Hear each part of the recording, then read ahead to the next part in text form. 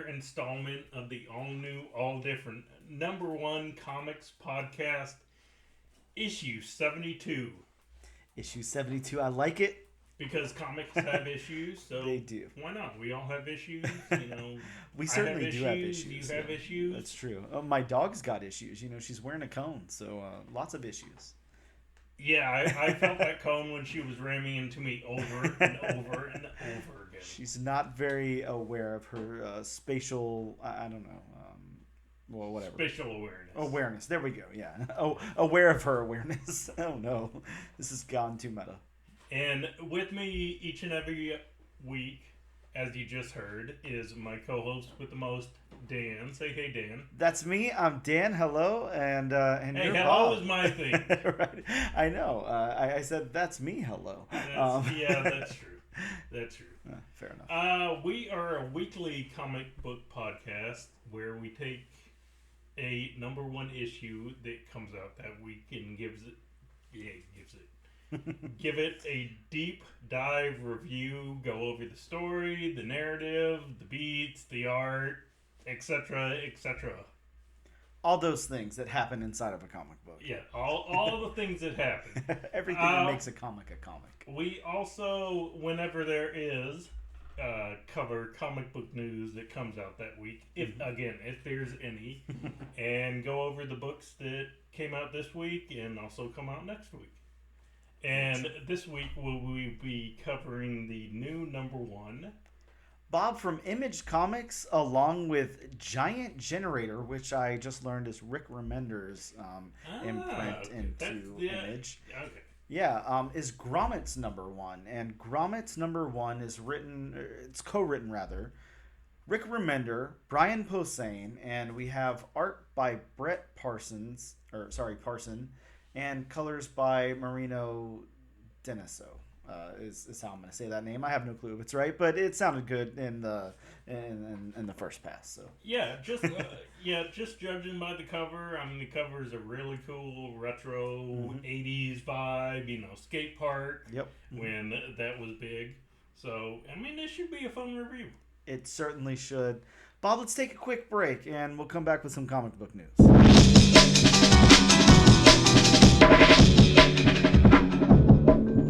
And welcome back to the all-new, all-different #1 Comics podcast, episode, or issue, number 72.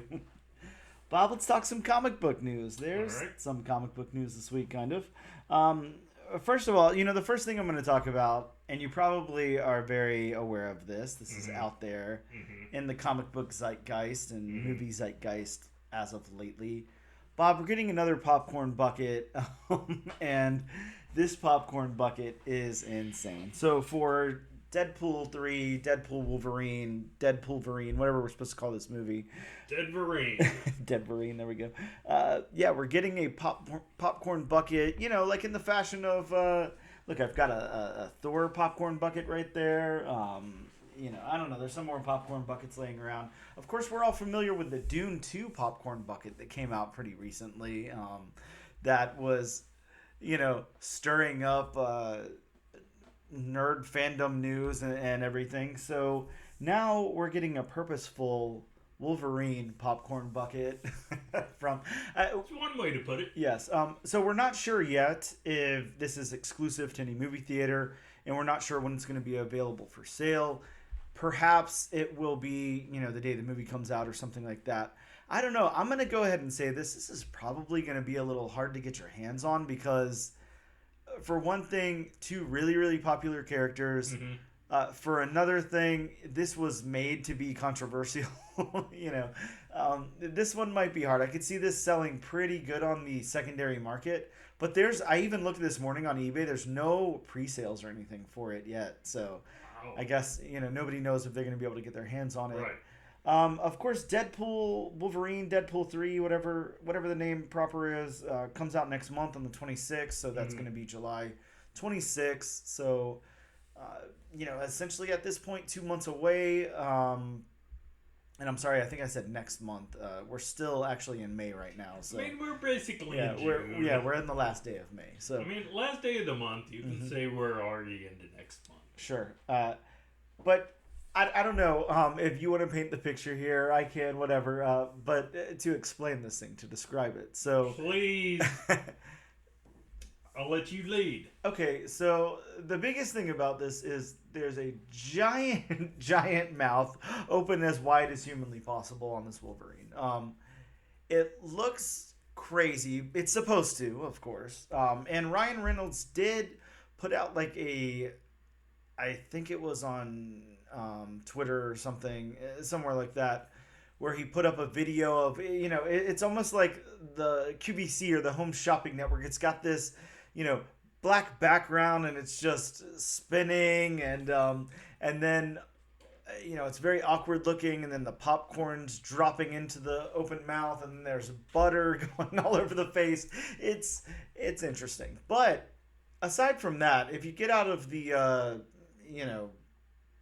gutter, get your mind out of the gutter with it. It does look kind of like anime inspired or something. Mm-hmm. Like it's something that I feel like I've seen before. A lot of those like anime characters will do stuff like that, like yell or something, and their mouth is open really wide. So I don't know. I think that this checks a lot of boxes for like a lot of different people. I can just see this being very, very popular and very hard to get. So I'm not trying to make the competition worse for myself of trying to get one, but whatever. Here we are talking about it. So I guess we'll find out soon. Hey, I mean, I'm sure you won't be the only one who has a really, really, really hard time getting it. Yes, exactly. Bob, do you have plans to go, opening day, opening week, any of that? Are you waiting for streaming? Like, what are your thoughts on Deadpool? I haven't been to a movie in the theater. Mm-hmm. Oh, jeez. It may have been the first Doctor Strange. Oh, wow. Okay. I'm trying to think, and it may have been the first Doctor Strange. I'm probably remembering wrong. Yeah, well, we did go see Across the Spider-Verse, so. Yeah, we did. Not a real theater experience. I was gonna say small community theater or whatever. Yes, that was a theater, but I don't count that as a theater. Oh yeah, it was what, maybe 50 seats? Yeah, maybe. At least. At least they brought you your food. They did. It was a cool theater, and it's shutting down now, which is sad. So it got bought out. But this is definitely the first movie that I go see in the theaters. Mm-hmm. Just because the first two movies were so freaking awesome. Yeah. And with Hugh Jackman in this, I definitely think it's gonna up the humor factor. Definitely. And judging by the trailers, I mean, it looks like it's gonna be batshit. Yeah, it definitely is. So this one for me, this is like kind of bringing back the old crew or whatever, because I have a friend that he and I and a group of other friends used to go to all of the premieres for all the Marvel movies and everything. Right. Yeah, I had a crew, and it's almost like everybody had one, right? Yeah. And the last thing we went and saw though was Endgame. So so I got a text from him, and he was like, hey, and for Deadpool Wolverine? And I was like, of course I am. So I'm going back out with them. So I'm really excited about that. That'll be fun.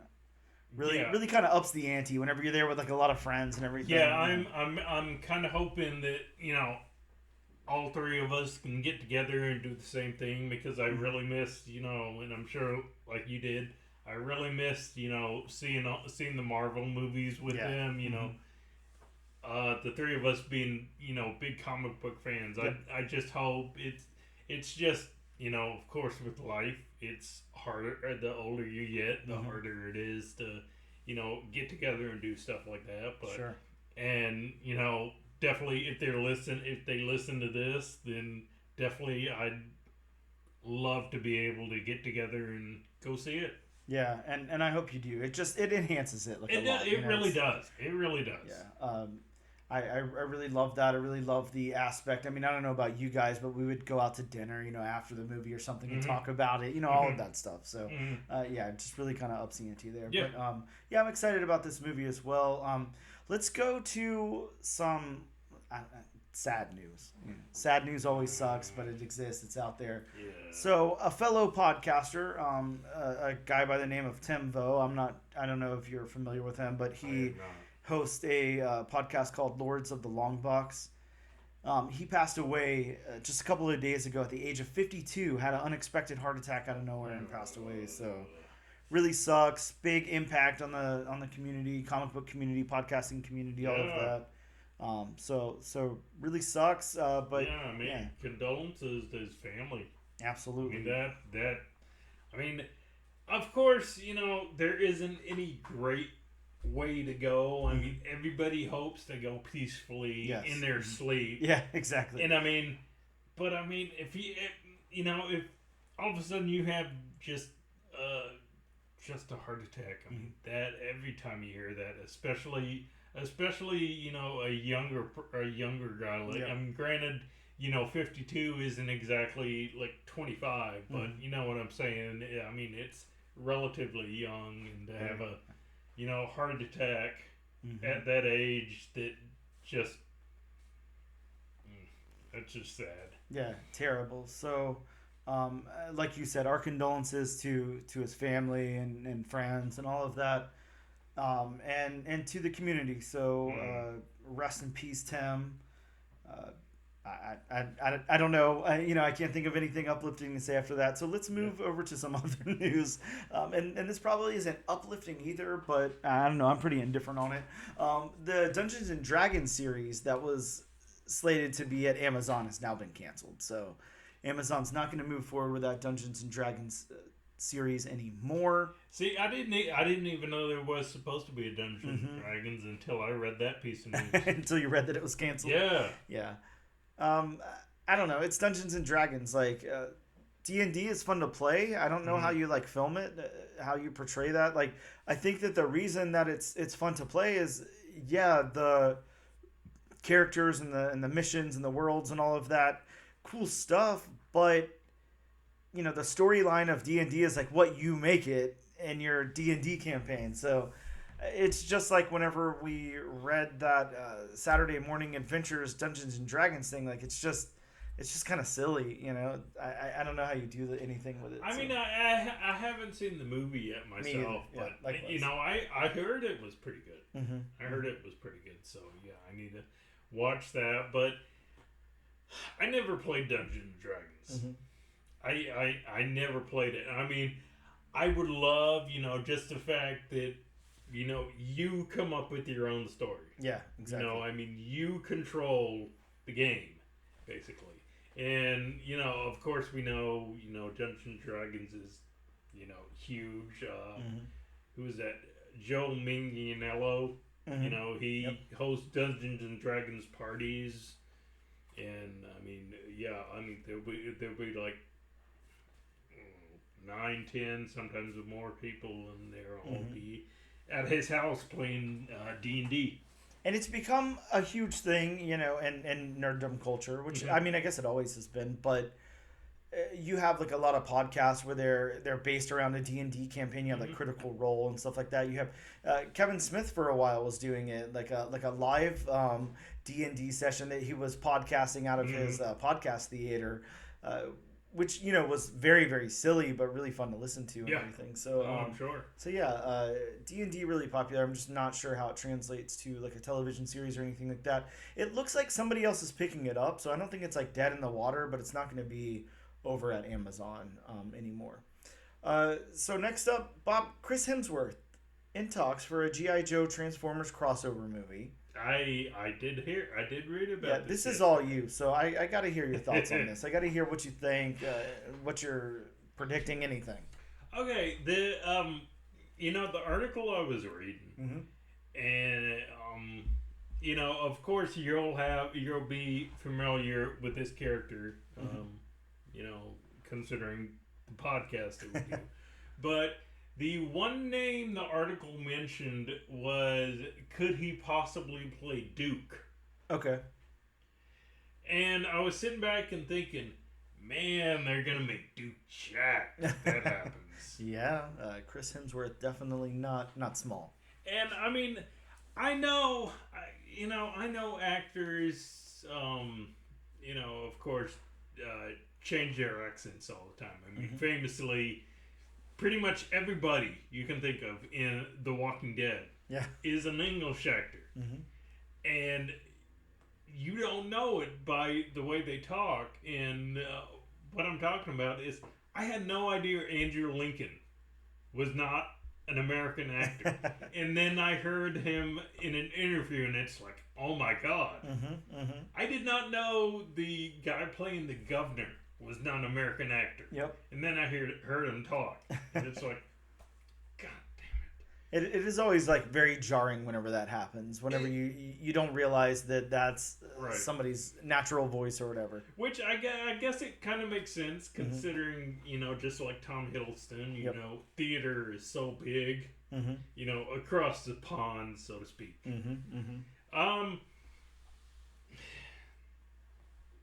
I don't know who I cast Chris Hemsworth in a G.I. Joe movie. Or G.I. Joe Transformers crossover. Now, I mean, he is voicing Optimus Prime in this newest animated Transformers film.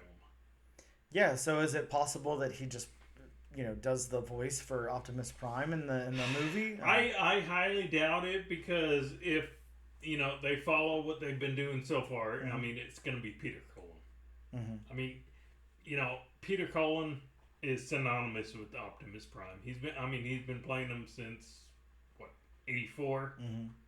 So, I mean, why would you change it now? Why switch it up? Yeah, why switch it up? Yeah, understood. Is it possible that he plays Duke and he does the voice of Optimus Prime in the same movie? That would be pretty crazy, right? I've never seen a movie like that. Yeah, I've never seen that happen. So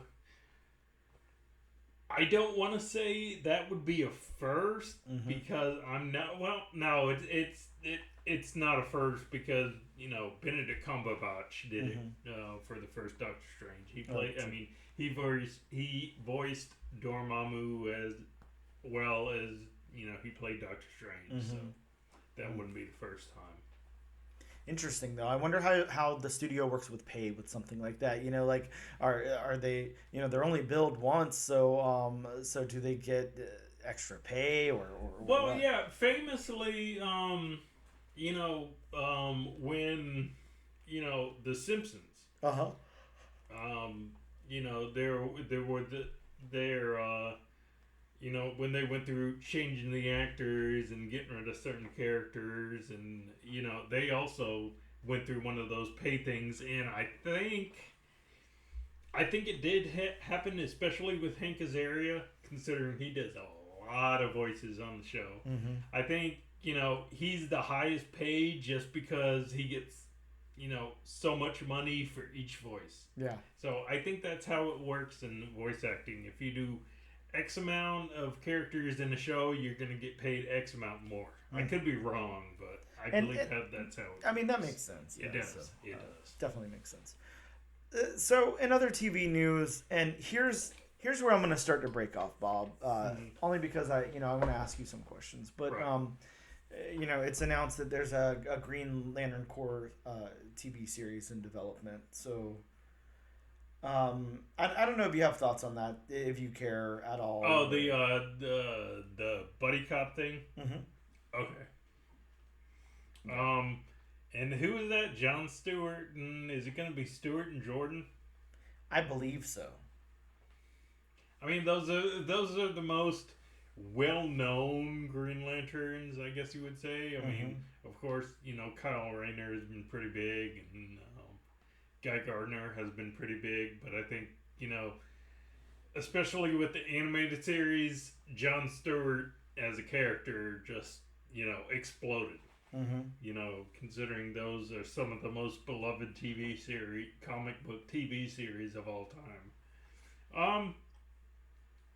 I don't know exactly how to, feel about that. I mean, I guess it's cool, especially if it, mainly took place in space, and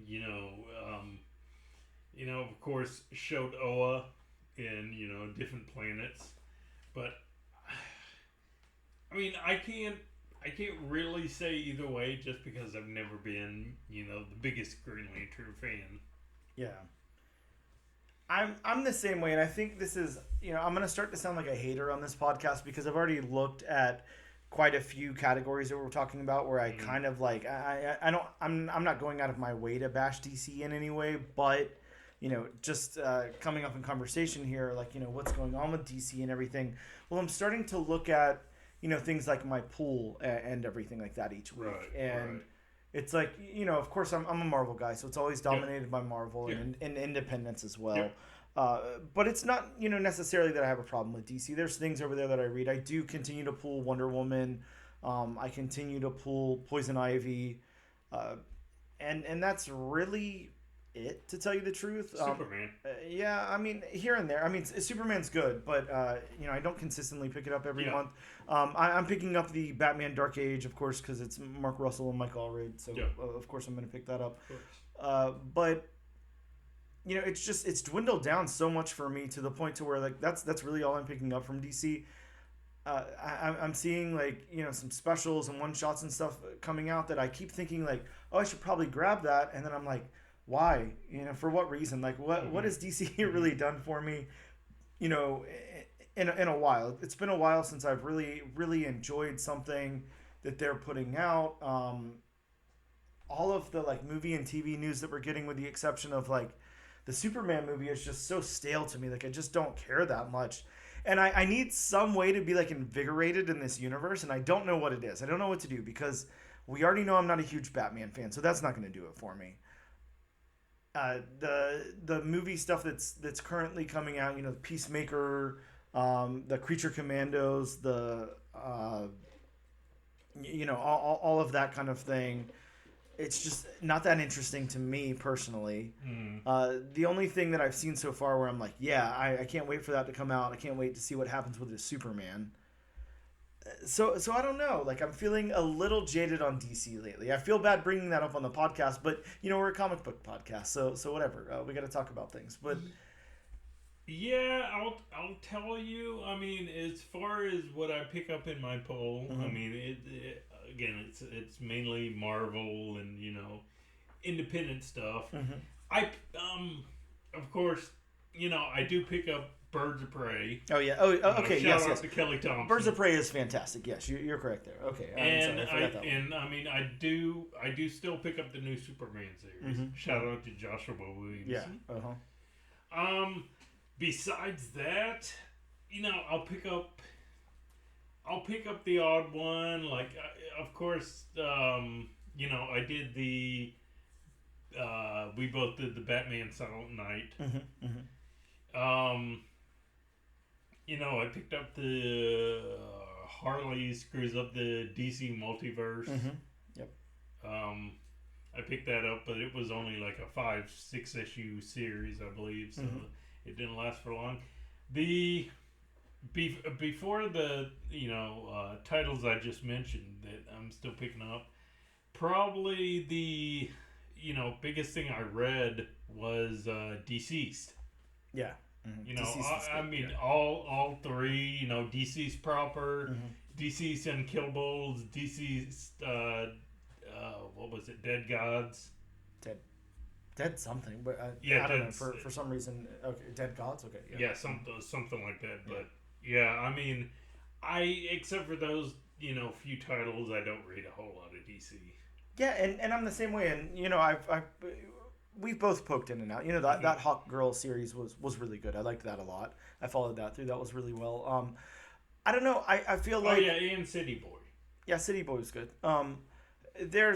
They have interesting characters, and like I just feel like you look at what's coming out week to week, and I'm like, where are all these character series at? Like, why isn't there a Swamp Thing series going on right now? Like, where's Animal Man? Like, there's some really interesting characters over there that I really enjoy a lot, and every time they've had like a series, I'm pulling it, I'm picking it up, and it's like I'm just seeing the most boring stuff like being put out. It's a few Batman titles, it's Detective, it's Harley Quinn. Over and over and over again. I'm like, can we get some variety in here? Can we do anything else besides this? It's become such a small universe.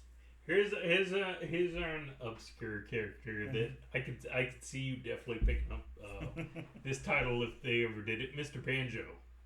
I'm not familiar with Mr. Banjo. Mr. Banjo, he secret code in a banjo. Oh, okay. Or playing a banjo.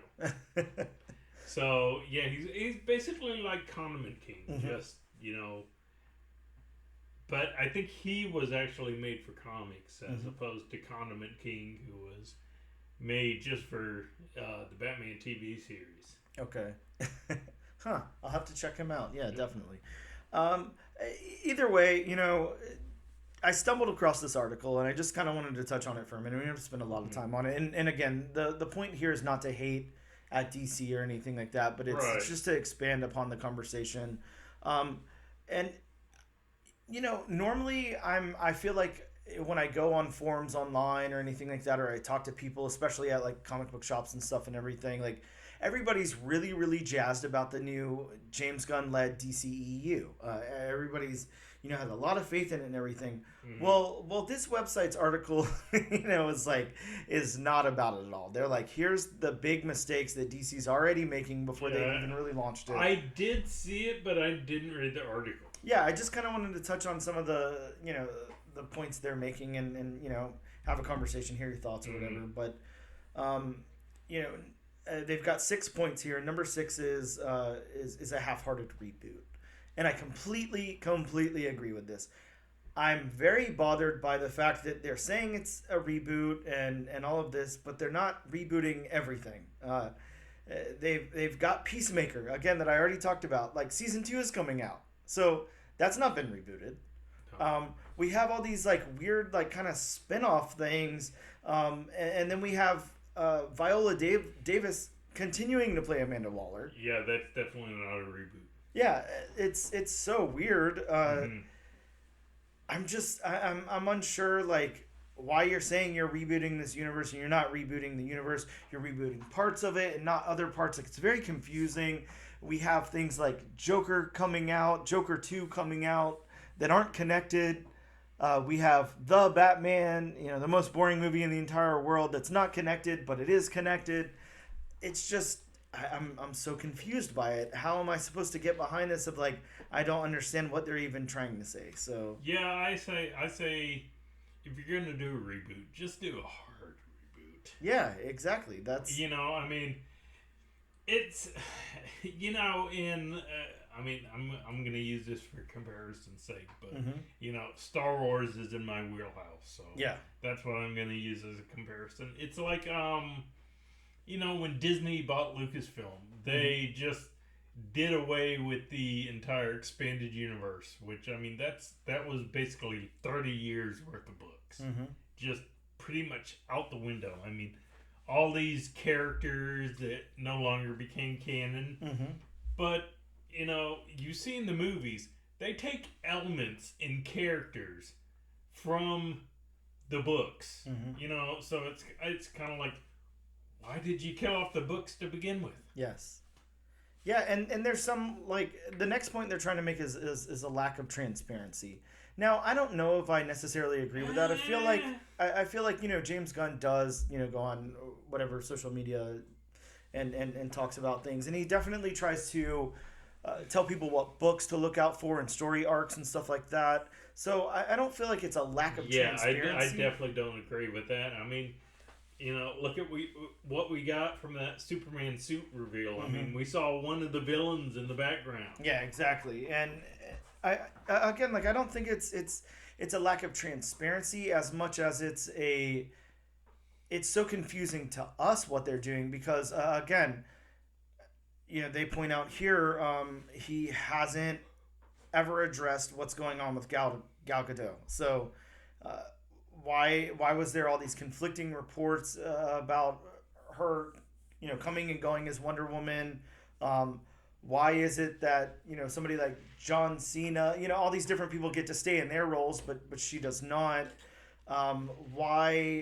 Why did he come out and say that, like, Flash was the greatest superhero movie ever made? And, there's just really weird things there. And I don't see that as transparency as much as, like, just a confusing message. That's definitely not lack of transparency because he told you exactly what he thought of it. So there was nothing of a lack of transparency by that statement. Yeah. Yeah, I agree. And the next thing they're pointing out here is that Andy Muschietti is going to return to DC with the Brave and the Bold movie. I don't know. I don't care. The Flash movie was a big mess, but I don't blame that on that. I guess I blame it on story. Yes, I blame it on story and CGI. The CGI was horrible. I'm thinking like reshoots and stuff like that. That's what I'm seeing. I'm seeing like there's probably a cohesive story at one point, and then it got chopped up so much in the, because at that point in time, which I honestly think will continue, it's almost like the DCEU just continues to want to chase, Marvel's tail and see what they're doing and try to, every time a movie comes out, they're like, oh, well, this worked for Marvel. Let's try to turn it into this. Marvel had what would you say, at least a 10-year head start? Yes. So, yeah, DC was already never gonna, catch them. And their biggest things were they were making their movies too realistic, too grounded, too dark. Very much so. It's one thing to make a gritty, realistic, grounded film. It's a whole nother thing to make it just figuratively and literally dark. Yes. Because, there were some times in the Batman, I didn't know what was going on. Yeah, you have to be able to see what's on screen. And, Batman is supposed to be dark and gritty and grimy and all of that. We get that, but there's a certain point, where that crosses over into unwatchable. Yes, and we got a very boring Batman as well. Yes, very, very boring Batman. Now, their next thing is a complaint about that Superman reveal. And they're saying that they don't have complaints about James Gunn directing it. It's more that official shot of David Corenswet suited up as Superman and mixed response. They feel like there's no possible way this can be their big anchored character here or whatever. Like it's just that doesn't have the experience.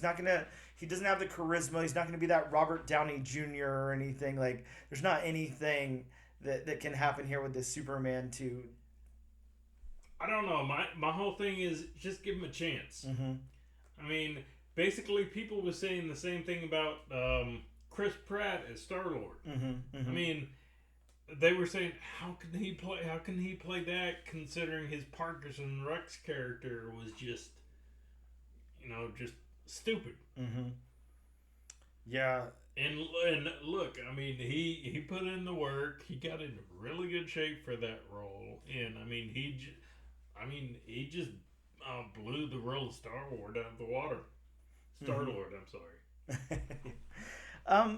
The next point that they're trying to make is I wouldn't even be exact. I don't want to read the article or anything, here on air, right. But I'm not sure what their topic is, but really what they're trying to say is the fact that James Gunn likes putting the same people in things, casting friends and stuff like that, and not necessarily finding the right person for the role, but more casting, people who he's casted in the past and things before as friends or whatever. Okay.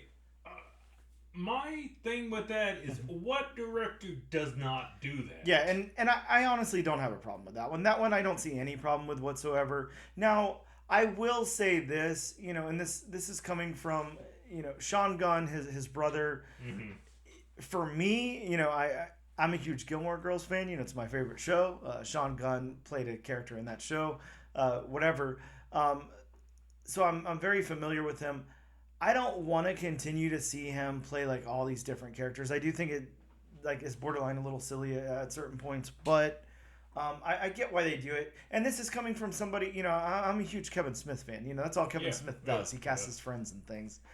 It's a little different because it's got comedic tones to it, or it's all comedic, and right. This is not. But how many times has Leonardo DiCaprio been in a Martin Scorsese film?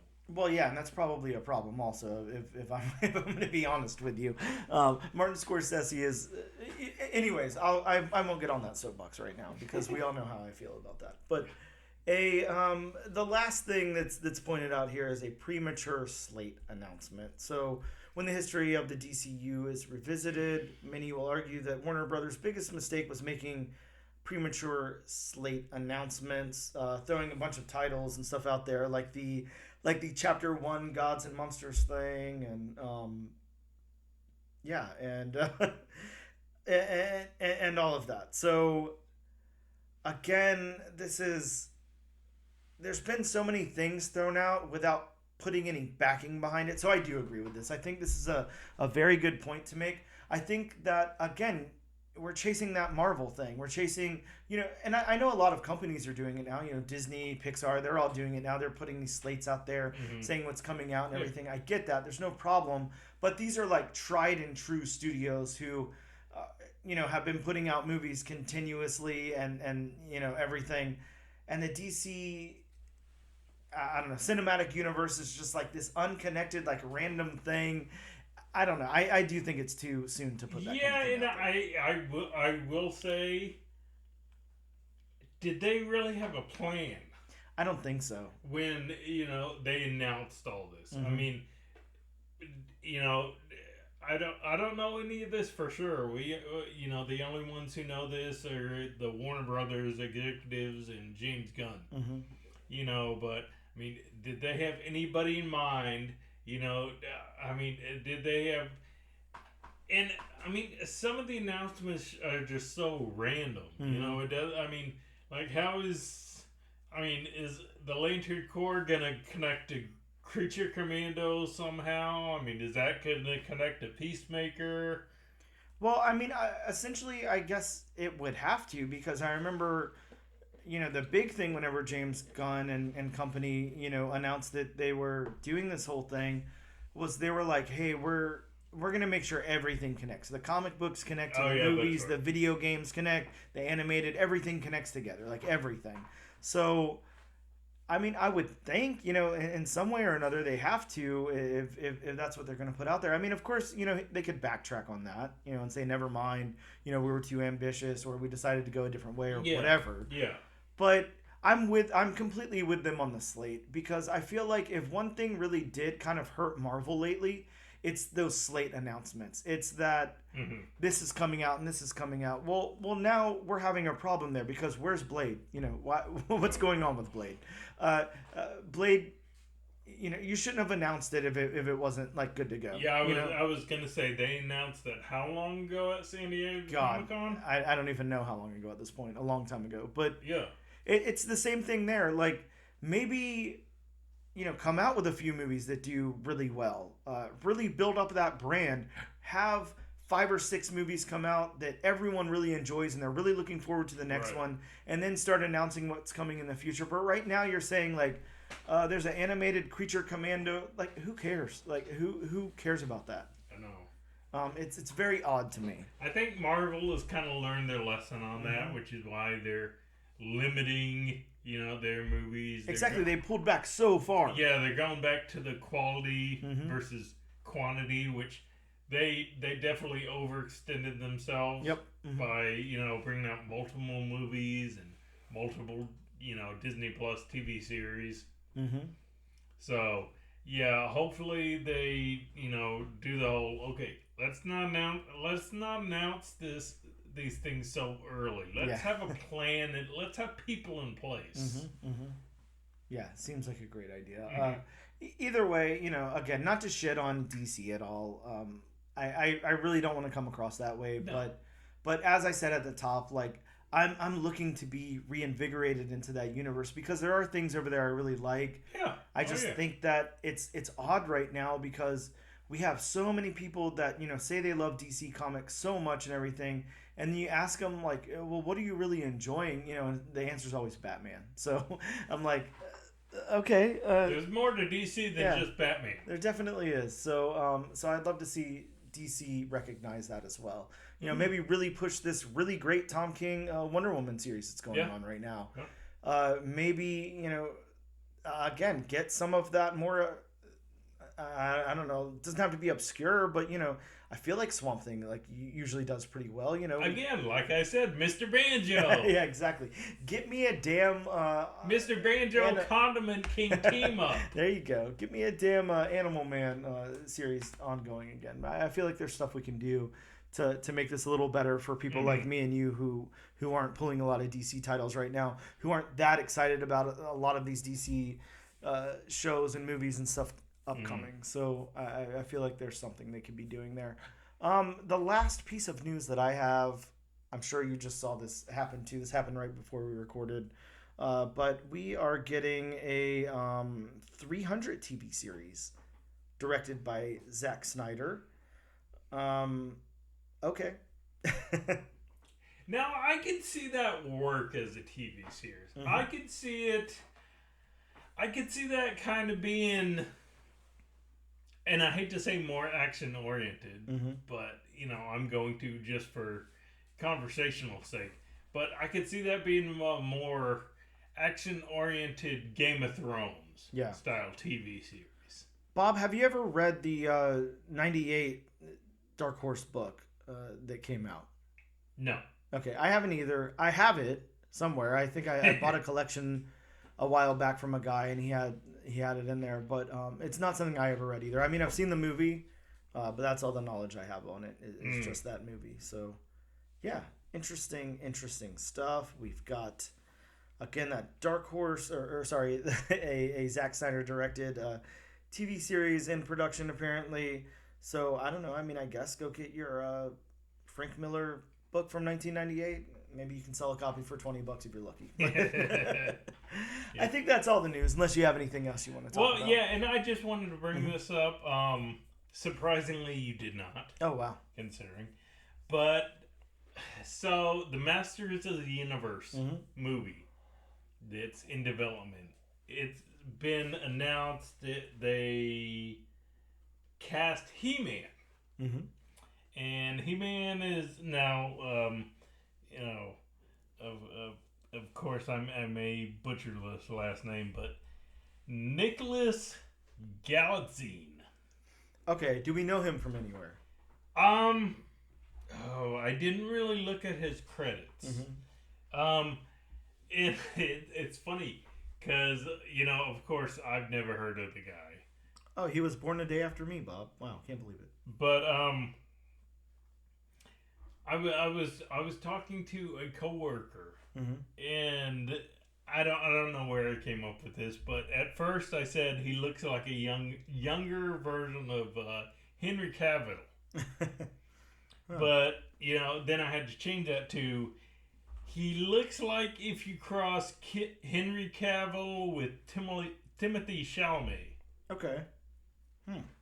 Yeah, I mean, I was just looking at a picture of him a second ago. Yeah, I can see it. I mean, they got to do something with his hair, of course, but right for him to take on that He-Man role. But yeah, he's well, and he's definitely either A, he's got to wear prosthetics, or B, he has to start hitting the gym. Yeah, he's got to bulk up a lot.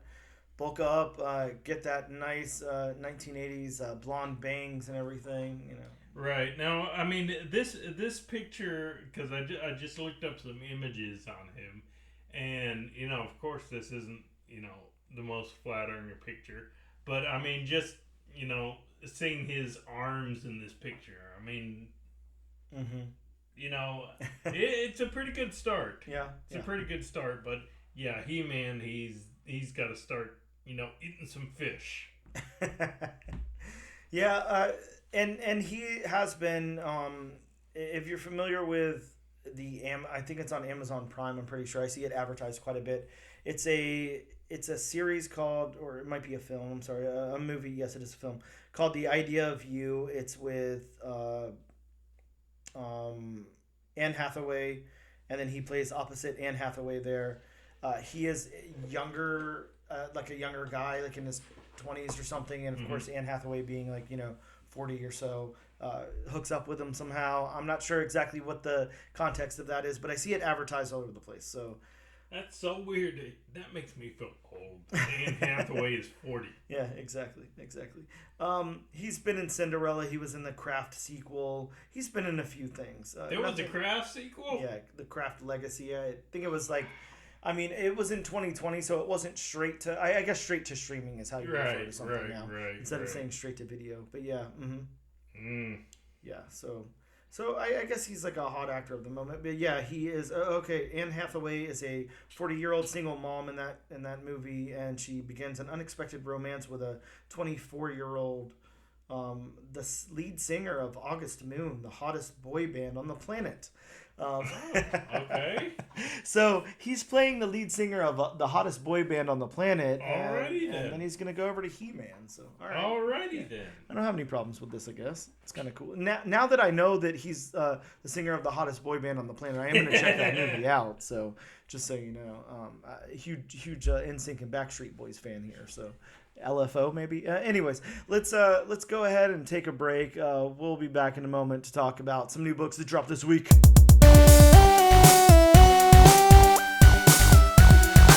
And we are back with issue number 72 of the all new, all different number one comics podcast. That sounds right. Right? Okay. I'm glad you like it. I mean, you came up with it, but whatever. I'll do it. Let's talk about some new books that dropped this week, Bob. Some books that maybe some of either you or I have pulled or already read, or maybe we're planning to read or whatever. I'm gonna go over some. Feel free to chime in with anything you want. For Marvel Comics. Now, this one's confusing because I actually picked this up last week. Mm-hmm. I'm not going to say the name of the shop where I picked it up last week because I think, obviously, I got it a little earlier than I was supposed to. But Black Panther Blood Hunt came out. So I think it came out proper this week. Yeah, it did. Mm-hmm. Very odd. We also got Edge of Spider-Verse issue number 4 with the first Jessica Drew Spider-Woman from Across the Spider-Verse in this reality. So weird. I don't know. I don't know the context of all of this. Like, we have characters coming just from anywhere, jumping into these books, which is crazy. Right. Bob, we got Wolverine. Wolverine number 1. First Hellfire Warriors. Plus, spoiler alert right here. Spoiler for the next 5 seconds. Dakin becomes Wolverine. Which, if you live in Jacksonville, Florida... is a Gotham City Limits exclusive, which homages the Amazing Spider-Man Hobgoblin cover. Well, okay, and the interesting thing here is, have you read the comic yet? Did you read Wolverine? Not yet. Oh man, it's a good book. So that's like the final panel spoiler in the book. The last page, the stinger on the end there. So yeah, it's crazy. They're just like openly talking about it everywhere. But yeah, that happens in the book. We also got Marvel Voices Pride, X-Men Wedding Special, Mystique and Destiny married, Bob. I haven't read the whole thing, but I read, because it's kind of broken up. It's like an anthology. Mm-hmm. Really interesting stuff in there. Some really gorgeous art. Really crazy. Mystique does very Mystique things in the book, is all I will say. But Mystique does Mystique? Yeah, she does. Bob, one of the greatest books I've read in a long, long time, Midnight Suns Blood Hunt. So the tie-in, the Blood Hunt tie-in for Midnight Suns here, holy shit, dude. If this is not the most, early 90s, team up, just insane craziness, this is really, really ridiculously good. I strongly should suggest you pick that up if you have not, or read it if you haven't. It's got Blade, Johnny Blaze, Danny Ketch, and Victoria Montesi. So, really, really crazy stuff. That's a lot of Ghost Riders. Yeah. We've got Star Wars Darth Vader. Wow. Star Wars Darth Maul. Black, white, and red. Don't ask me what I was saying. Easy for you to say. I just wanted You went from Darth Vader to Darth Maul. Well, you see Darth and you just want to say Vader. At least me. That is, that is true. Yeah. That is true. Darth Maul doesn't take up a lot of space in my mind, I guess. Darth Vader does. But yeah, did you pick this one up? I did not. Wow, Bob! I figured if anybody, I thought you were going to school me on what it was about. But... No, even the Darth Vader black, white and red. Yeah. I just wasn't a big fan of. Okay, understood. We got the Ultimate Spider-Man. I think it's issue number 5. I didn't write down the issue number, but this one has the introduction of Ultimate Otto Octavius. And then we also got Spider-Boy issue 7. A really cool homage cover on one of those. That's the one I picked up. Mm-hmm. And then we got Wolverine issue 50. Bob, 50 issues. Wow. Can't believe it. From Image Comics, we got Grommets number 1, of course, the book we're talking about today, from Rick Remender and Brian Posehn. We got Kevin Eastman's Drawing Blood, issue number 2. Universal Monsters, Creature from the Black Lagoon Lives, issue number 2, and World Tree number 10. Can you believe World Tree's already on issue 10? I know. That's insane. That's crazy. Yeah, speaking of being old. with its 1,000 variants that it has out there. Yes. Now, what about Universal Monsters Creature from the Black Lagoon Lives? Did you read the first issue of that? Have you read it yet? No. No? Okay, I read the first issue. I honestly didn't love it, but I want to see if it picks up. Is it anything like Dracula? No. So different. And it's kind of cool. Like, I can see that they're trying to tell a compelling story, because that Dracula... book is basically, like a retelling of Dracula. It's not, it pokes in like very specific parts, but this is different. This is based in a world where the creature from the Black Lagoon is an actual real thing. And it's, I don't know, it's really, really weird. It's like got meta context in it, and it has to do a lot with like dying and drowning and stuff. I don't know. It's a very, very odd book, but I didn't love the first issue. I will, check out the second one and see if I like it anymore, but really weird book. Rom V though. So, it's out there. From Boom Studios, Mighty Morphin Power Rangers, The Return, issue 4. I don't know if this is supposed to be the last issue or if issue 5 is. I'm not too sure. But our shop was shorted on their stuff from Diamond, so I didn't get that book. Also Pine and Merrimack from Kyle Starks, issue number 5. Again, wasn't able to pick that up yet, but I'm excited too. From DC, speaking of DC, I only have 2 books to say anything about this week. Okay. We got the DC Pride 2024 book that I hear is really good. It's got some cool stories in it. And then we got Batman Dark Age, issue number 3. Of course I'm there for that. Bob, Critical Entertainment. We had Christopher Retta on the show just a little while ago from Critical Entertainment, and the author of this book, The First Americans number 1, that dropped like properly and distributed in shops this week. Really, really good book. I don't know if you've had a chance to check that one out or not, but really cool book. Definitely recommend everybody check that out. From Dark Horse, Dawn Runner issue 3 and William of Newbury issue number 1. Now that was one of the books that was like, we had 3 books on the wheel last week. It was Grommets, Wolverine, and William of Newbury. Did you read William of Newbury yet? I did not. Okay, did you pick it up? No. Okay. I picked it up, I cracked it open, and I read like maybe 5 or 6 pages, and I just wasn't in the headspace. I had just come off of my Blood Hunt titles and the Wolverine title, and I was feeling like really like 90s like Marvel like heavy metal or something, and I was like, this isn't doing it for me. I don't want to watch a raccoon right now. I want more fire and blood and grimstone, but I'm gonna have to come back to it. But IDW, we got Teenage Mutant Ninja Turtles Best of Slash, everyone's favorite character, and Star Wars Celebrations number 1. So that is, we had our 3 Pride books this week. It is, I believe that June is Pride Month, so we're going into Pride Month, and we've already got 3 Pride books before Pride Month even starts. We've got the of course, X-Men Wedding Special. We have the DC 2024 Pride and the Star Wars Celebrations Pride book. So good for them.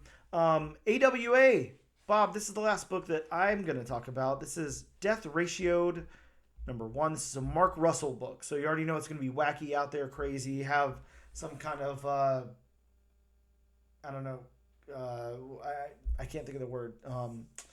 It's saying something societally, whatever. But this one's about a man who wakes up from a coma 20 years in the future, where social media rules the world, and if you get too many dislikes, Bob, you get executed on the spot.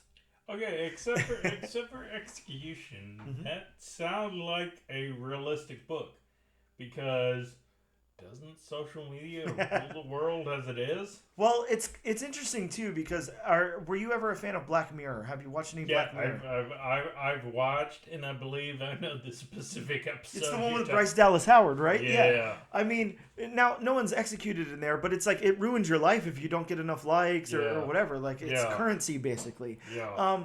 I think that's a really interesting thing to play with, and I like how Mark Russell brings it to like such an extreme here, where like if you get too many, you're dead because. Hey, I mean, just wait a few years. I know. Sadly, yes, you're probably right. But, you think about it like this, especially like in that kind of form. Now, I would like to think, if something was happening to you, outside in the real world or whatever, somebody would stop and help or something. But online is like a completely different story. If you're liking, disliking, whatever, like it just becomes like this weird chamber that you're in, and it doesn't matter. The consequences don't matter as much because it's not viewed, as like real or whatever. Mm-hmm. So yes, I could definitely see people just, kind of jumping on the bandwagon. We don't like this guy. Let's just dislike his stuff and watch him get executed or whatever. Terrifying concept. I mean, eventually we're gonna have, eventually it's gonna be like a combination of social media and Squid Games. Yeah, pretty much. Scary stuff out there. But those are some of the books that dropped this week. I definitely recommend that you guys check out those Blood Hunt tie-ins and Wolverine. So good, and that death ratio too. Really, really chilling, interesting concept. We're gonna take a quick break, and we are gonna be back with Grommets number 1.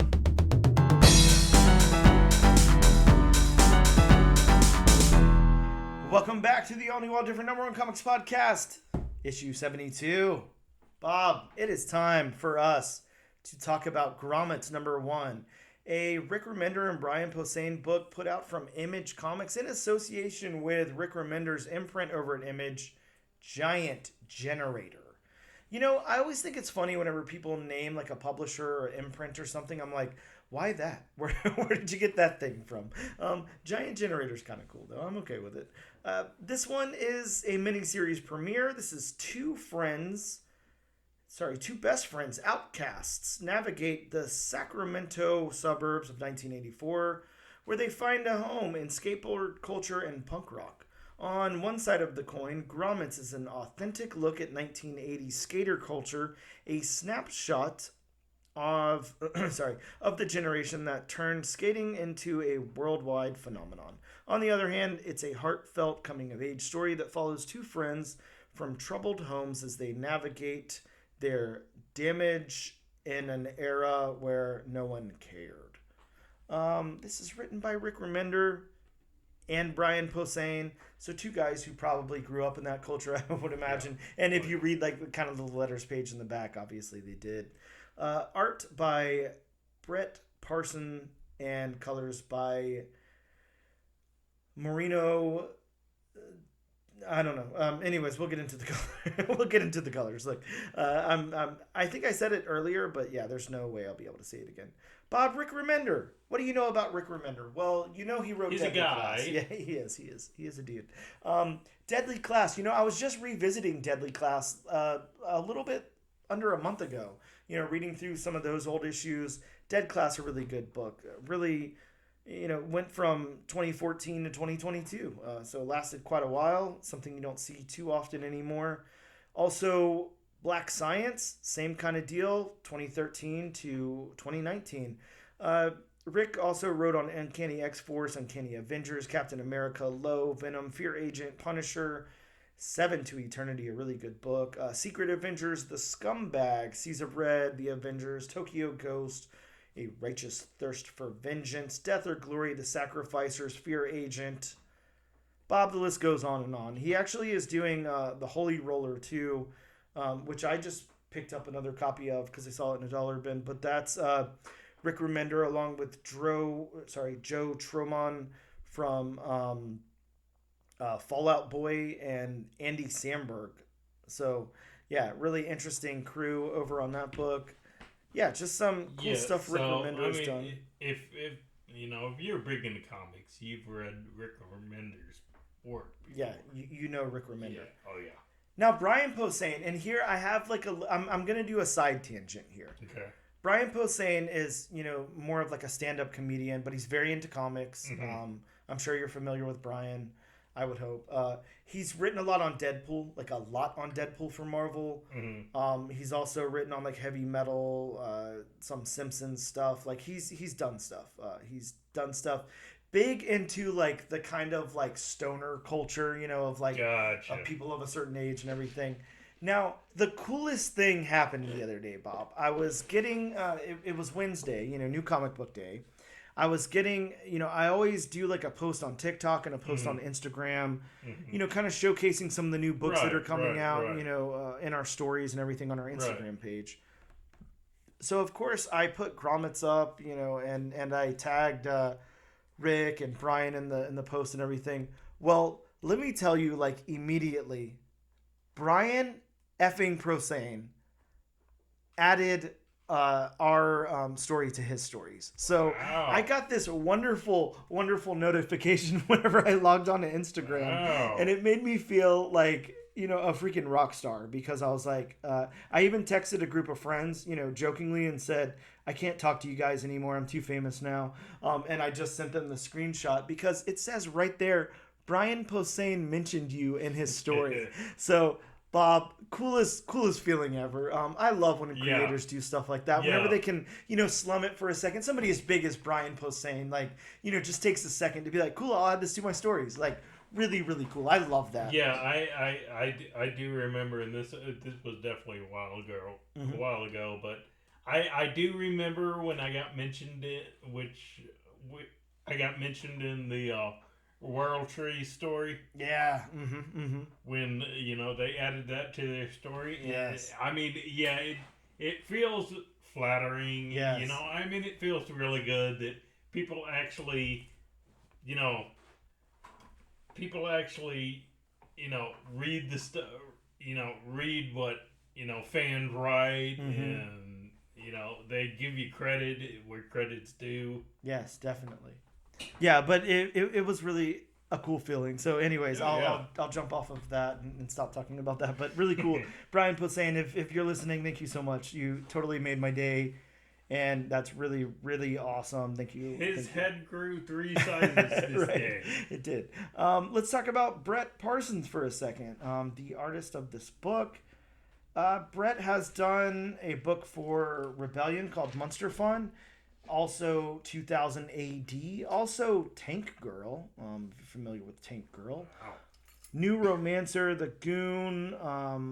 A bunch of Tank Girl tie-ins. Yeah, pretty much everything else is a Tank Girl book. He did some work on Rumpus Room. I assume just the cover, though, because that book's really cool, too. But, yeah, really, I don't know. We'll get into the art. But let's go over my synopsis really quick, my retelling of the book here. You mean really quick? Yeah, this one actually will be really quick. This is a short one. Grommets opens in Sacramento, 1984. We meet Rick, a new kid in town, as his dad takes him to school. When school gets out, Rick tries to go hang out with some cool skater kids, but they ditch him when he asks his mom if he can go skate with them. Rick meets Brian, a kid with braces and a Judas Priest shirt. Bob, I know you probably got a Judas Priest shirt tucked away in your closet somewhere. Brian calls the other group posers and tells Rick that he's better off hanging out with him. Brian tells Rick that he's pretty much sponsored as they get dropped off at the Sierra Wave skate park. Wow, I really can't talk.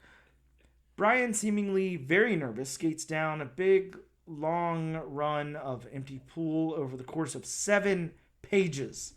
And at the end of that, tons of other kids are gathered around, insulting Brian as he gets up with a giant smile from a huge face plant with blood and braces all over the place. So, yeah, that's pretty much... This is so, like... And I know it's been described as this, too, but this is so, like, slice of life. Yeah, that, like, it really is. Yeah, there's not really, like, even a retelling you could do, Like, it's not action-heavy. It's like an event that happens after school, basically. I was reading this and I was thinking to myself, I wonder if Tony Hawk did this. Yeah, maybe. Yeah, definitely possible. So let's break this one down. Let's talk about the story beats. Oh my God, the story beats are so easy. Dude, for it me. just flows so natural. Okay. Of course nobody saw this because this was off air. Yep. But I picked up the wrong book, and luckily Dan had a copy of the book, and Dan even said, "You read that quick," and I probably read that in, what would you say, not even 10 minutes. I read this in not even 10 minutes. I'm not kidding you. Oh yeah. I read this in the parking lot. Right before I came over here. Wow. And I mean, it was just such a quick read. There was nothing that slowed it down. No flashbacks. I mean, the dialogue beats flowed smoothly. So, yeah, I mean, this is such an easy read.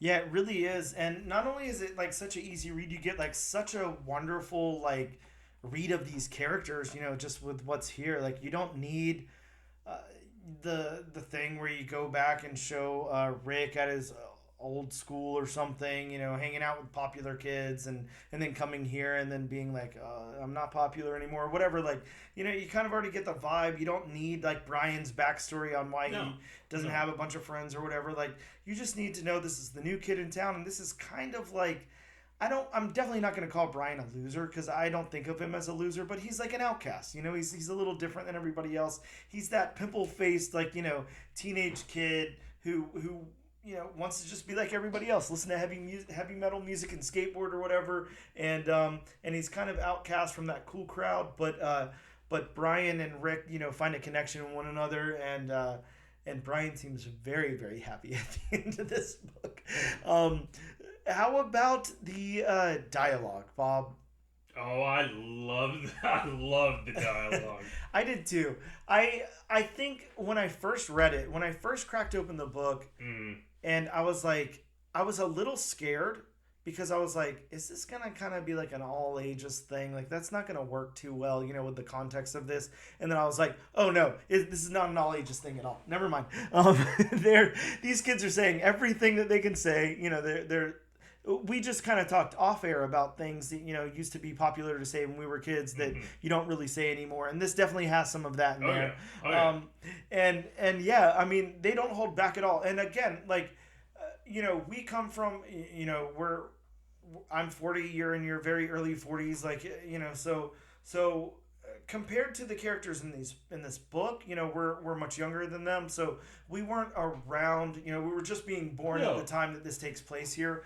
But I mean, we know. I mean, we were born so close to that era, and I mean, we were around enough in that era that I mean, this stuff is also familiar with us. Yeah, exactly. We're watching movies from that time period, TV shows, all of that. So the way they talk.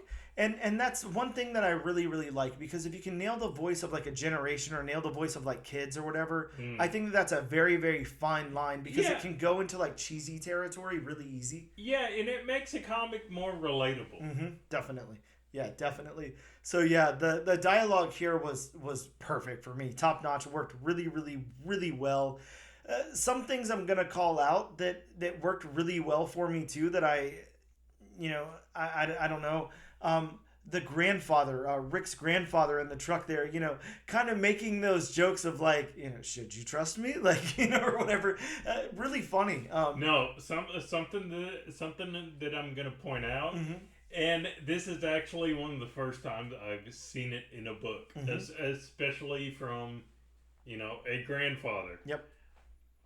Want to see a sour puss, I'm not going to say the word, but defecating her shorts. Yeah. I mean, that was one of the funniest lines. Right? Yeah, that was funny. That's a cool grandpa. Yeah, this is cool. The dialogue is really good. It really, really works.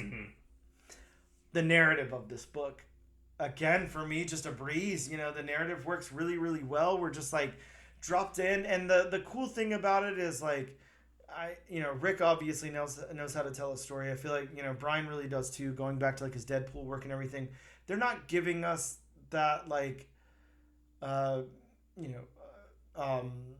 Rick was a kid from the wrong side of the tracks who moved to Sacramento with his family, or anything. Like, we don't need any of that. Like, you can tell it through dialogue. It works. Like, well, that in the narrative doesn't focus on the fact that, he wants to be in San Francisco. Yep. Mm-hmm. I mean, they bring that up.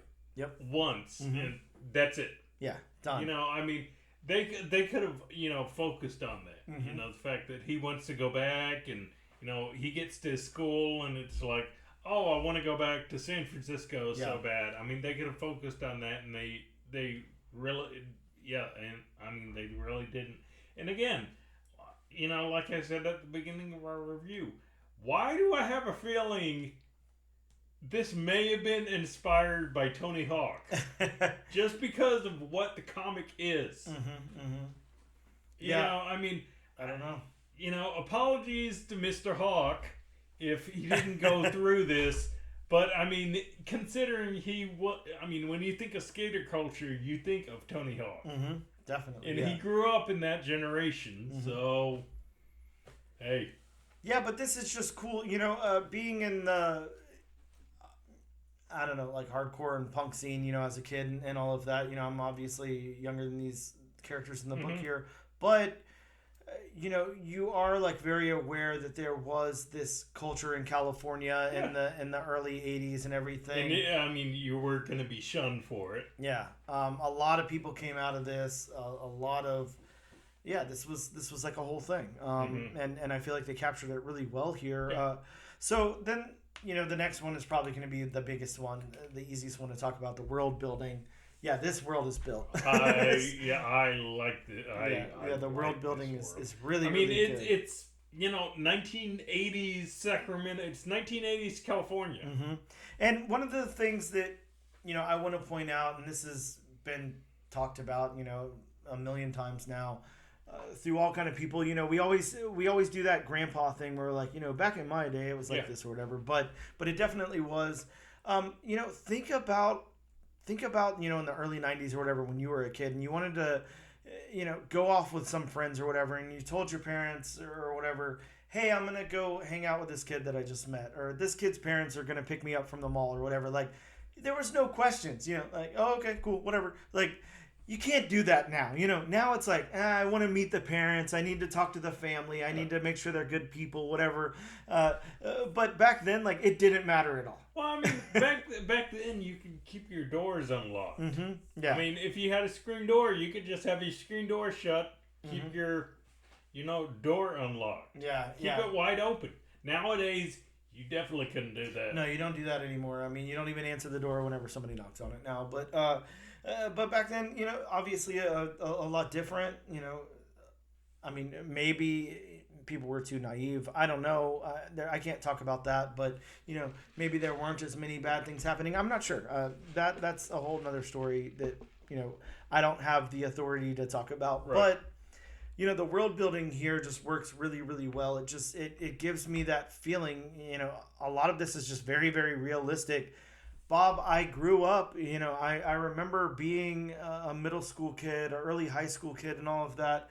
I played in bands, of course it was different than this, but, I also skated. I had friends that were into like skating. Like, I skated for a while. I was never great, but I definitely did it. We have a skate park right up the street from us that's still open right now. That me and my friends would go hang out at, and we'd be listening to music and smoking cigarettes and doing all of those crazy things you do when you're a kid. And it was a lot like this. You felt very unsupervised. You could just kind of do whatever you wanted. It was a whole thing. And your parents were just like, be back before dark. Yeah, exactly. There was no like, okay, I'm going to the skate park with this friend and blah, blah, blah. It was just like, hey, school's out, I'll be home. Yeah. I'll be home for dinner, whatever. Yeah. So yeah, it just, I love the world building here. I think it's really cool and it works really, really well. Let's get into the art. Brett Parson. Bob, how about the characters? I mean, not to beat a dead horse, but I really enjoyed the character designs. I mean, yeah, I mean, and this goes to the world building too. I mean, all the like graphic T-shirts yes. and basically everything just screamed 1980s. And I mean, sometimes the that whole quasi cartoony style art style for characters doesn't work, but it works in this book. Yeah, I really like it here a lot too. And like you said, I want to do a couple of call outs because we have a kid with an Oingo Boingo shirt on. We have a kid with a Devo shirt. And we've got Rick here with his backpack, and he's got, Bob, like me, he grew up punk rock. So he's got a Minor Threat patch, a Fear patch, the Cramps, just some really cool stuff there. And I think throughout the book, like I already called out the Judas Priest t-shirt on Brian. But there's I saw one girl walking out of the school with a Duran Duran. Yeah, I just made it to that page now, so we got Duran Duran. One of the other skater kids has a Clash t-shirt on, and it's one of those cool like baseball shirts, like with the 3/4 sleeves, the ringers. That Judas Priest shirt, holy shit, looks great too, man. It looks like it's screen printed directly on the page here, so really really cool. And then the same thing with the skate decks. They look wonderful. They look really, really vibrant with those logos and everything on them. Really just cool stuff, man. There's a girl with a Black Flag shirt on over at the skate park, and we're just seeing some really awesome stuff. Just some stuff I wanted to call out there because it's really cool. Not a lot of times you can't get that much detail in a comic, and it's cool. There's a kid with a police T-shirt on too, so just really cool stuff. But yeah, I'm really, really digging the characters. The backgrounds too, man. The backgrounds are good here. They're like filled in. I know.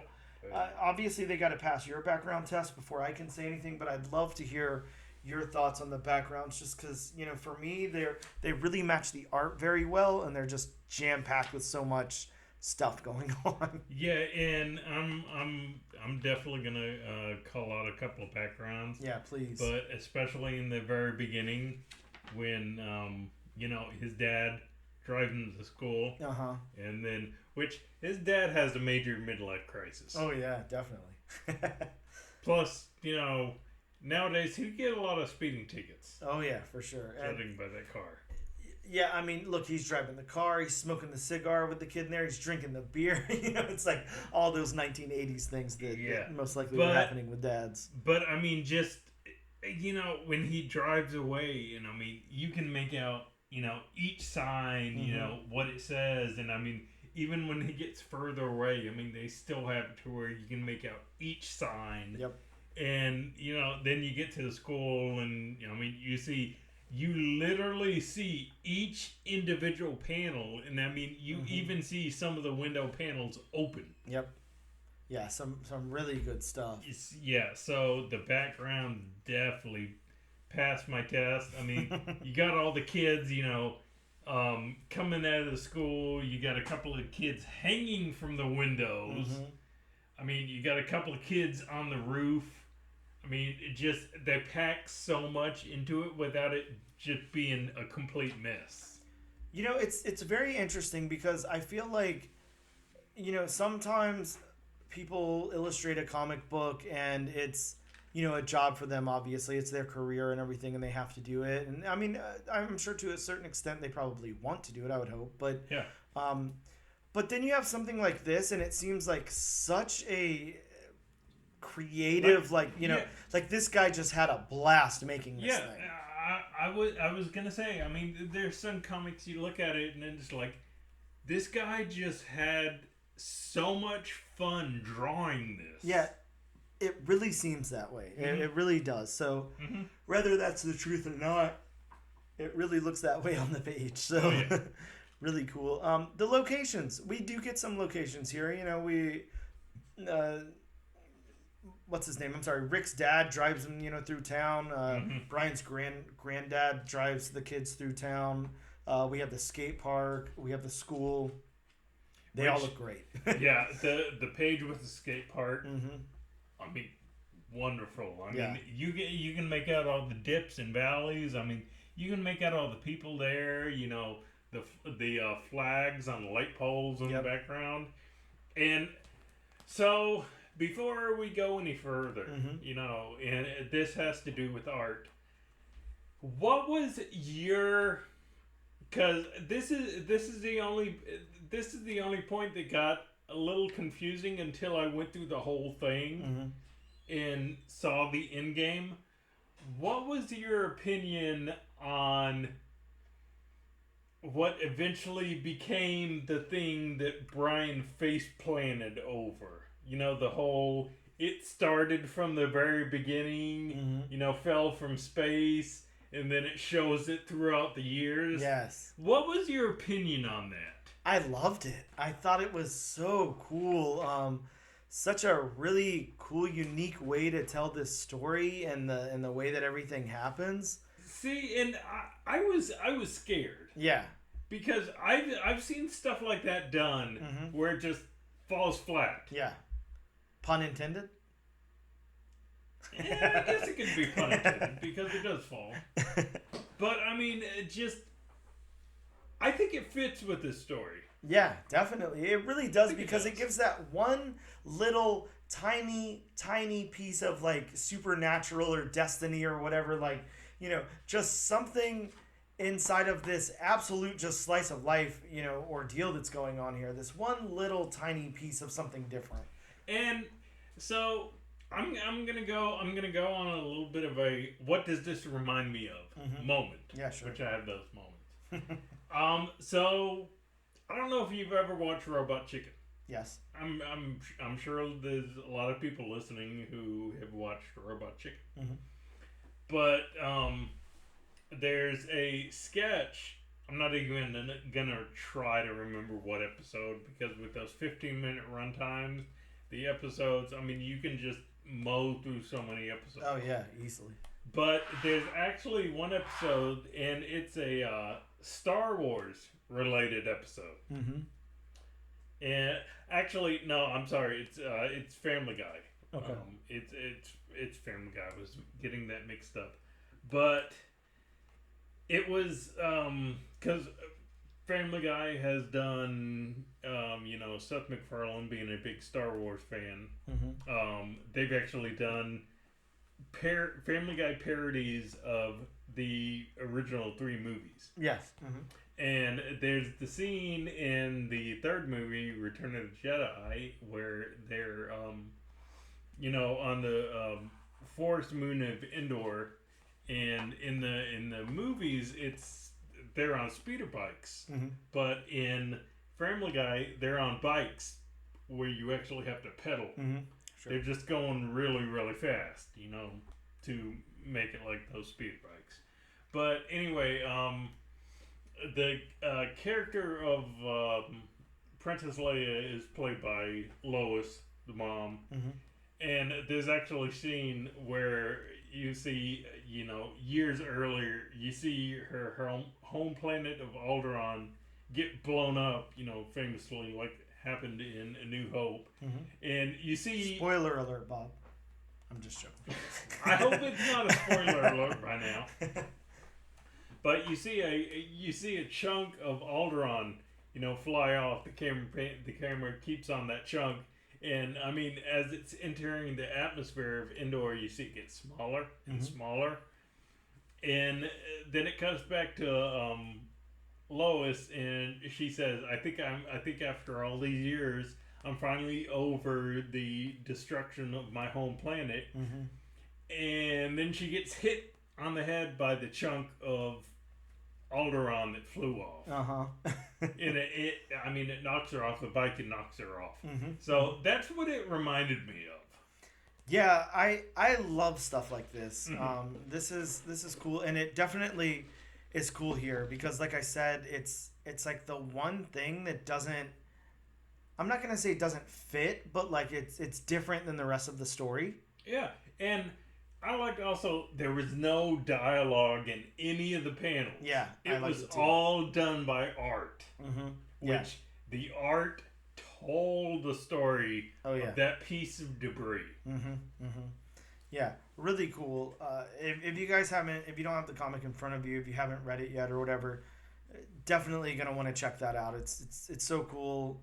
I don't even, there's no need for us to go over it here, but absolutely, you're gonna want to see that.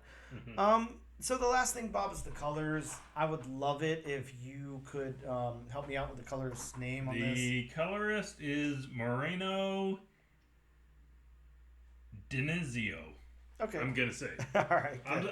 I'm sorry if I butchered your name, by the way. Yeah.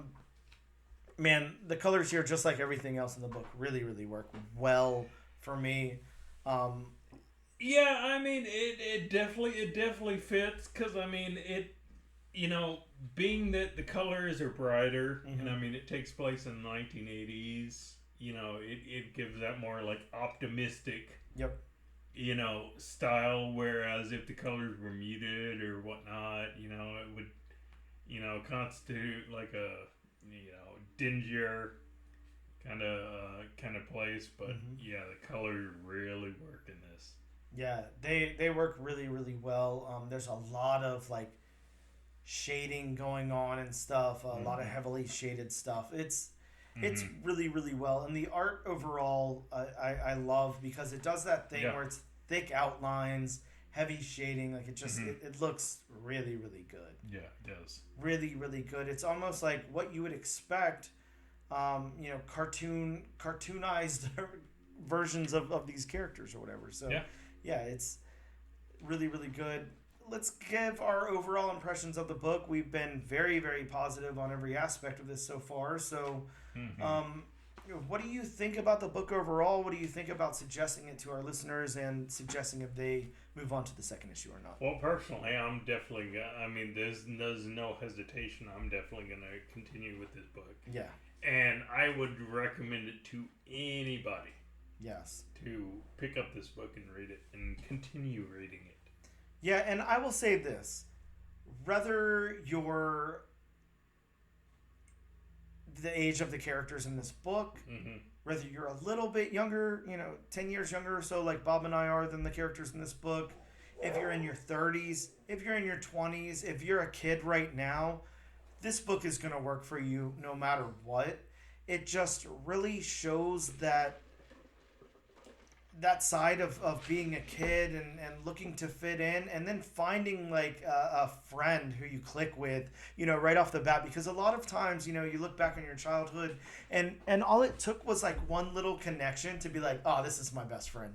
I love this guy. Like, we're going to do everything together now. And that really showcases that. And in a really realistic way, I think that Rick Remender and Brian Posehn just really know how to vibe on something like that, and they have picked the perfect artist and colorist for this book. Like nobody. This is an instance where this creative team had to be this creative team. If anybody was taken out of the equation, it would not work the same, because it's such a wonderful story, but it needs to be told in the way that it's being told here.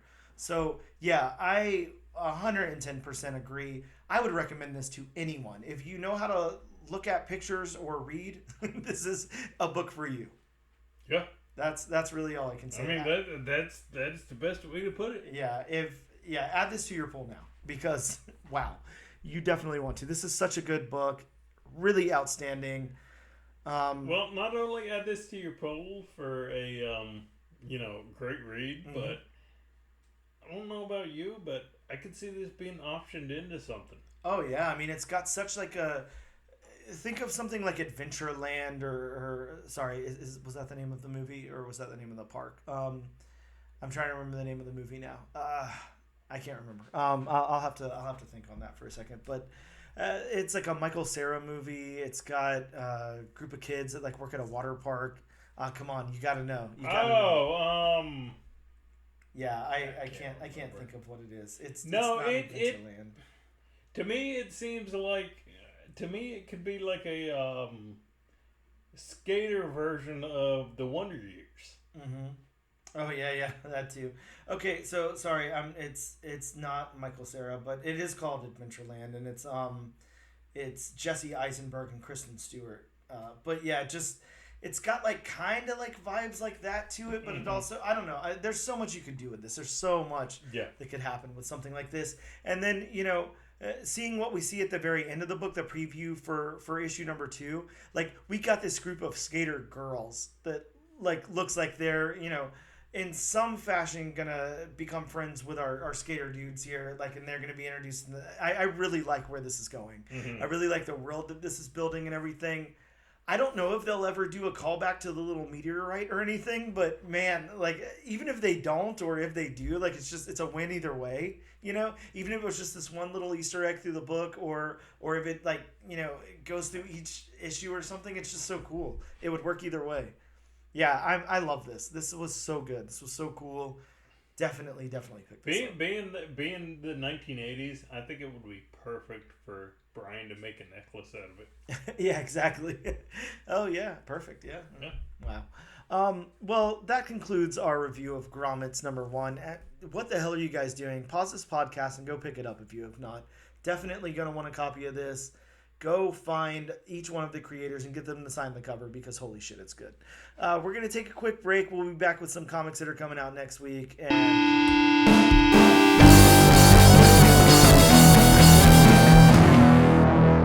we are back with the all-new On Different #1 Comics podcast. Bob, let's talk about some books that drop next week in comic book shops. All right.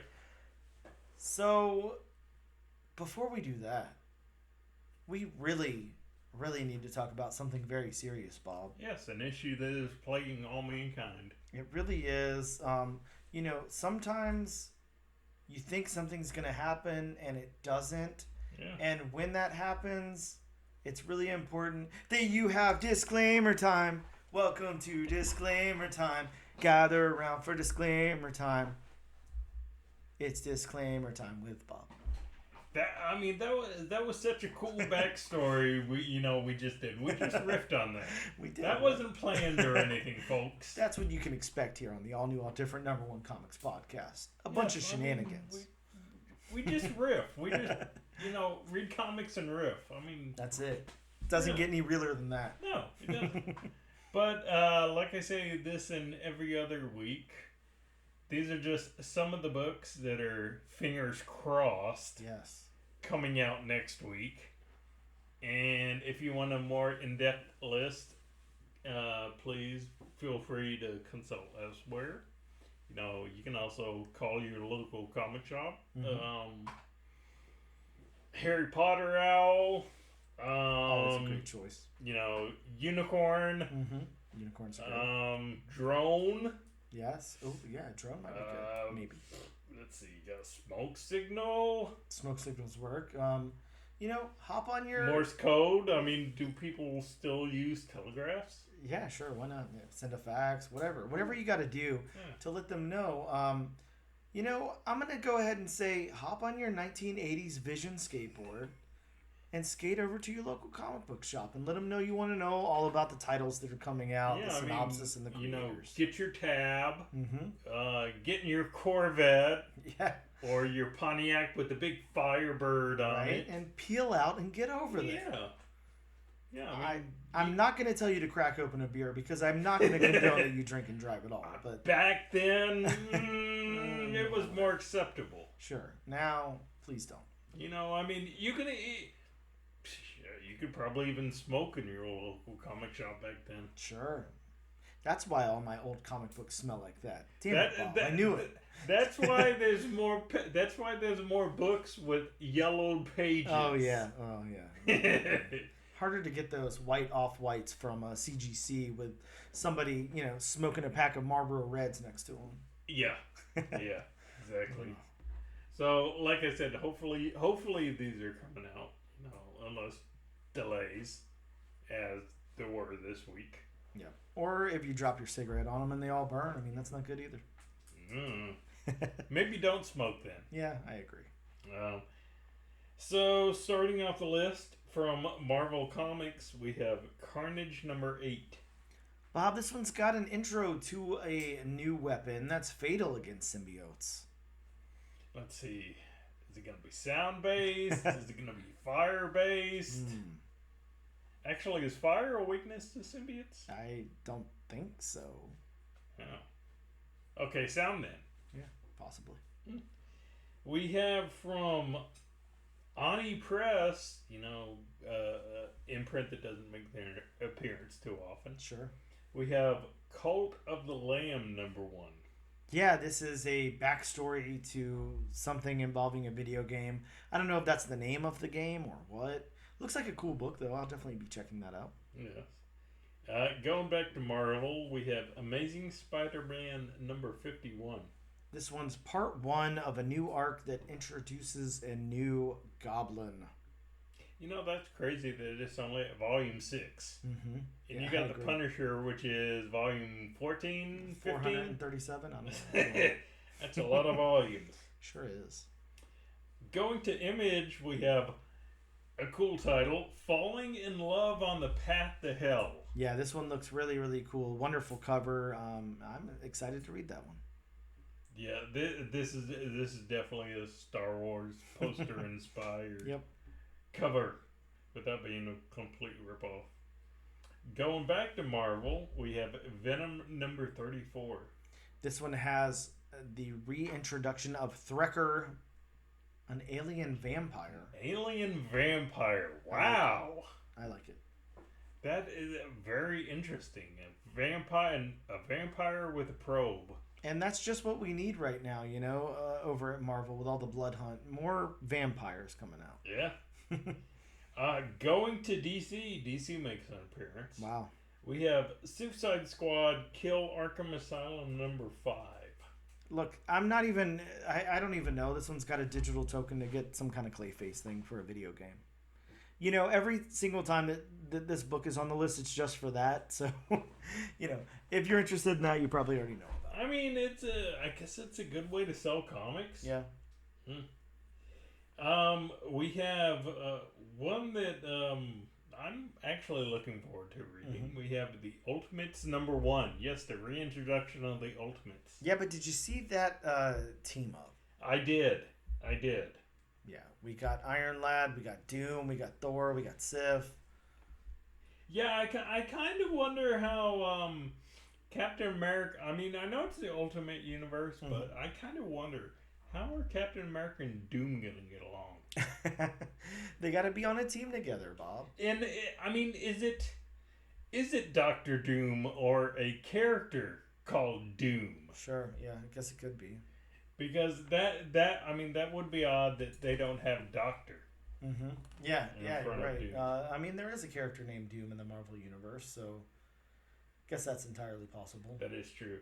And from IDW, we have Teenage Mutant Ninja Turtles Alpha #1. Yes, and this one is a one-shot. It's a one-shot that perceives the world without the turtles in it. It's a prequel to Jason Aaron's run on Teenage Mutant Ninja Turtles that drops July 10th. So yeah, cool stuff there. Some other books of note are Blood Hunters issue #2 comes out. Ghost Rider Final Vengeance issue 4. It's been so cool. What If Venom, the Jeremy Holt book, issue #5. The final issue is out. We get X-Men 35, and Wolverine finally has a Blood Hunt tie-in, because why wouldn't he? From Dynamite Comics, we're getting Space Ghost issue 2. We're also getting Vampirella Dark Reflections. This is Vampirella's Vampirella-verse book, so I guess be on the lookout for that if you're into that. Vampirella. Yes. DC Pride, a celebration of Rachel Pollack, #1. We're also getting a comic book form of My Adventures with Superman, the hit animated series, now in comic book form. From Image, Philadelphia 36, Precious Metal #1, Scarlet #1, and The Last Mermaid issue 4. And we're also getting from... Nope, never mind. That's it. Sorry. Okay. I had an old note there that doesn't apply. But do you want me to announce the book we're doing next week, or would you like to? Bob, we're going to spin the wheel of no wheel. And there's no wheel this week, folks. That's right. We could spin the wheel with one title on it and see where it lands, but There's a good chance. There's a really good chance it'll land on that book. Yeah, I think so. What if we did? This is an interesting thought. What if we filled out 99 spots with the book on it, and then 1 blank space? Wonder what we're thinking. Yeah, Bob, please. What book are we doing next week? So, if you followed the podcast, if you know anything about me personally, Bob, that is. Yes, Bob. We next week are covering Scarlet #1. Yes, the G.I. Joe character Scarlet, which is written by Kelly Thompson. Yeah, so it's got a lot of things going for it. It does. Kelly Thompson, a fantastic writer. Yes, so. yes. Everything we've read from Kelly Thompson, top notch. Yeah, has been really, really good. So cool. We'll be covering Scarlet #1 next week, so make sure you guys... Sorry, Wheel of Names. That's all right. They won't sponsor us anyway, so, whatever. Make sure you guys pick up your copy of Scarlet so you can follow along next week. If not, that's all right. We'll do our thing and tell you if you should pick it up or not anyways. And I have a pretty good feeling you should. I think that about wraps it up. Make sure you check us out, on all the socials. We're the all new, all different #1 comics podcast. Thank you, and we'll see you next time.